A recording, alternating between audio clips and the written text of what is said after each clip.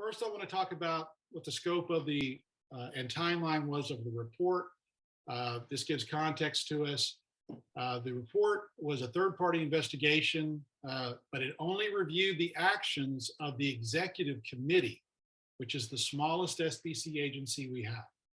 It did not look at any other agencies, no seminaries, no mission boards, which have the bulk of people that are exposed to leadership.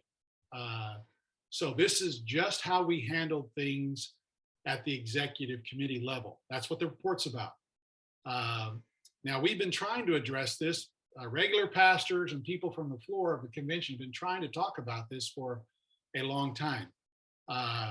In 2004, there was a motion to form a child abuse study in SBC churches. It was ruled out of order by, and the president at that time was Jack Graham, and it later came to light in this investigation that Jack Graham had actually had a child molester in his church who abused young boys, and he let him exit the church without calling the police or any other legal actions against him. He went on to be a youth minister in another church where he did the exact same thing. So 2007, a motion for an SBC database of predators was rejected due to legal counsel on polity. In 2014, there was a discussion from leaders that wanted to do sexual abuse training conference for Southern Baptist churches. Augie Boto delayed that and finagled that and ultimately denied funding. They weren't going to do it. And then in 2016, a request was made to set up a safe office at the executive committee for survivors and pastors to call and speak with someone for help. That was denied. And then 2019, J.D. Greear was elected president of the FBC, and he was trying to address this issue, but was running into interference behind the scenes. And so when he preached, and his 2 hours of time he made 81 references to sexual abuse, the abused and their abusers. This was in Birmingham. The convention messengers voted that year to amend the SBC Constitution. I don't know if most people know this, to deem a church in, quote, friendly cooperation if the church does not act in a manner inconsistent with the convention's belief regarding sexual abuse. A standing credentials committee was formed to review sexual abuse allegations pertaining to the congregation. So something actually tangible happened, but it does not happen through executive committee. It happens through messengers on the floor. 2020, we all know that the convention was canceled due to COVID. And then this year, in 2021, at the convention, I was at that convention, the executive committee wanted to investigate itself and tried to move that forward. And that was negated. And the messengers authorized the first ever independent investigation of a national SBC entity. And the messengers also voted to waive attorney-client privilege. This was a huge deal and has potential exposure for many, many things.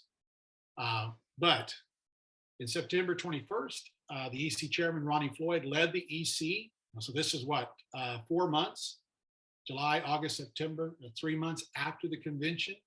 They've had 90 days to get counsel. He led them to not waive privilege, citing liability and direct break from instructions from the SBC messengers. This is where social media helped us. Social media erupted. We used to have to wait a year between conventions to actually have input. That's not the case anymore, nor is it the case for anything we do. Social media erupt and churches were going to pull out because the convention was not a convention of churches anymore. It was a convention of the elite. They were going to make decisions for us. They had a lot of pushback, so they met 2 more times, and finally on October 5th, the EC recanted and voted 44-31 to waive privilege for investigation.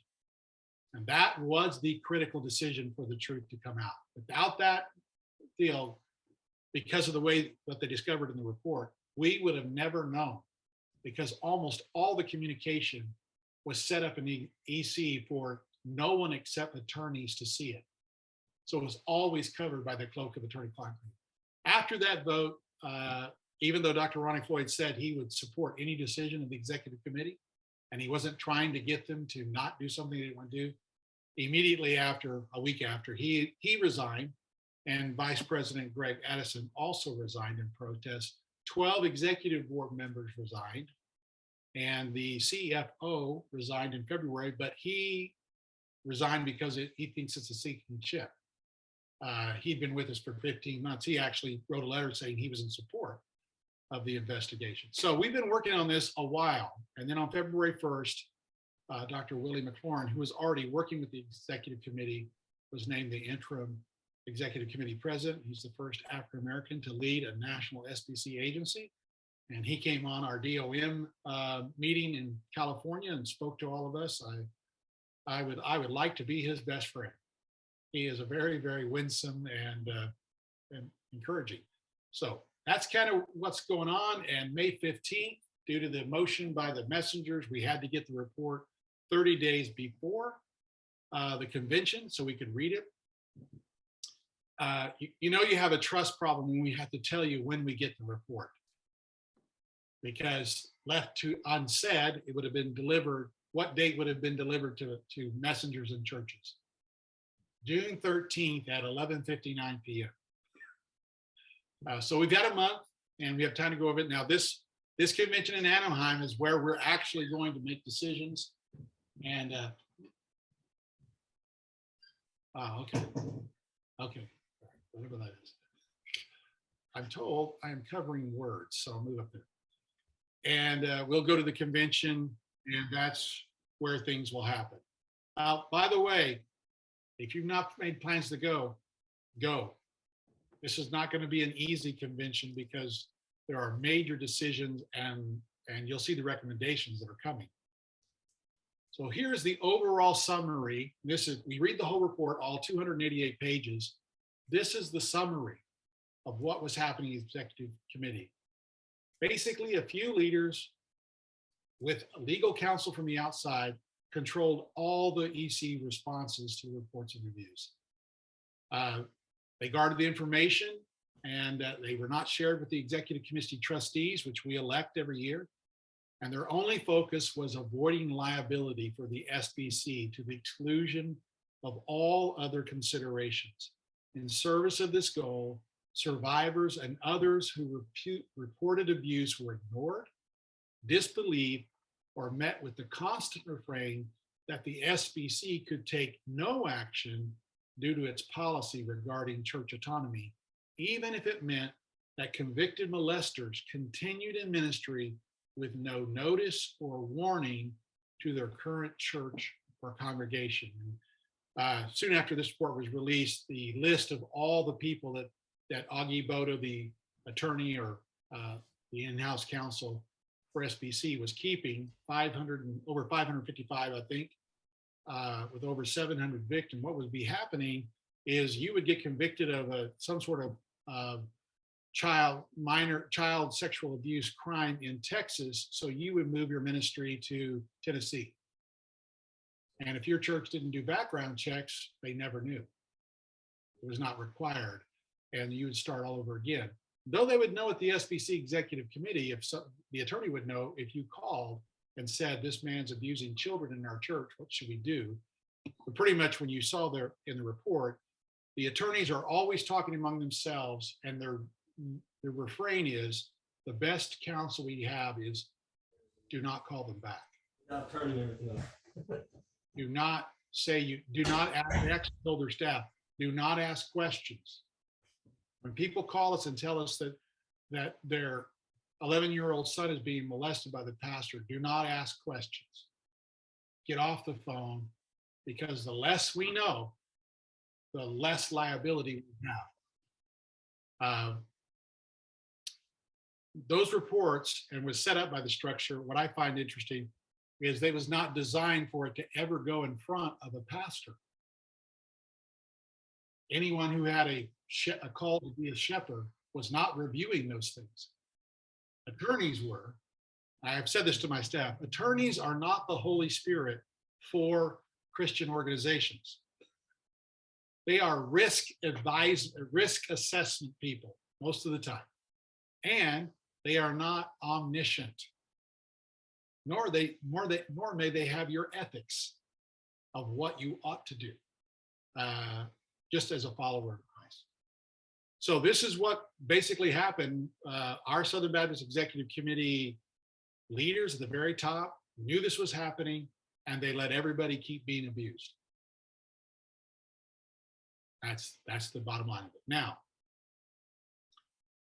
in the report, I want to include this, and Nancy's going to talk more of this later. This is exactly from the report, but it talks about what survivors, what they're hoping to happen when they come forward and say something's happened to them.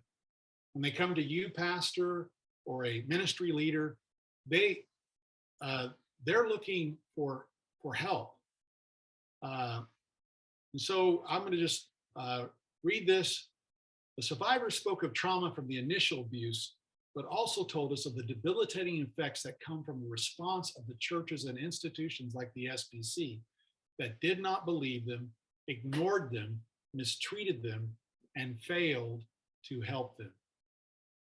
Faith communities and institutions should be a place of safety and refuge, but oftentimes for survivors of sexual abuse, the church has been a negative turning point in their recovery and their faith journey, a setback that can create a turning away from the faith and a stunting of spiritual growth and emotional healing.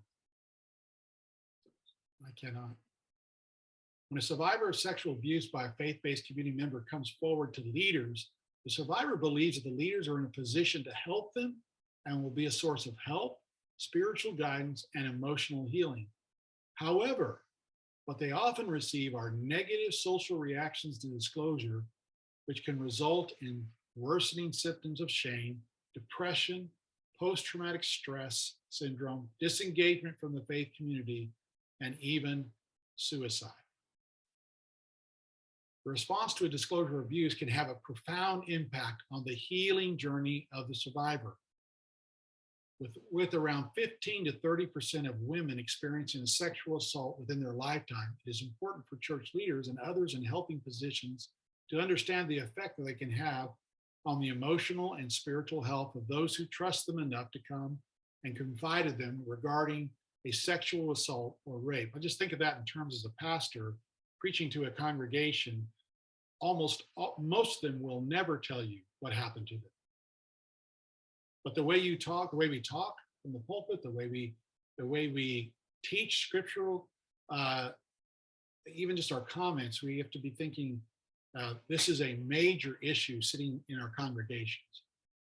Research shows that most survivors disclose to find emotional support, tangible assistance, or seek justice. Upon disclosing, what they receive in a response may be totally different than what they were seeking. Negative responses to disclosures are often referred to as secondary victimization or the second rape. This is when we hear the story and we start asking them, why were you that dumb? You should have seen that for what it was. We start becoming investigators.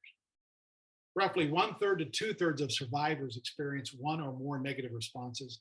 Another problem with negative reaction to disclosures of sexual assault is that the responses have the effect of silencing the survivor. The response tends to silence in one of three ways. It creates questioning by the victim of the benefit or effectiveness of future disclosure, self-blaming, and uncertainty in the survivor's mind as to whether the survivor was really raped.